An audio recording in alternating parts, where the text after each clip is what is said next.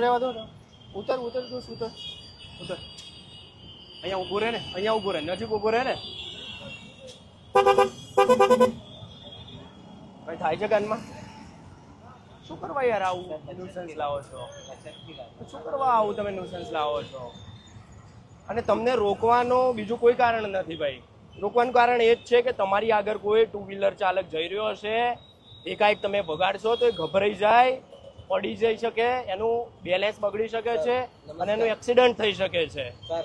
ભાઈ અત્યારે ખોટા સીન નથી કરો, હો ખોટા સીન નથી કર અત્યારે દોસ્ત.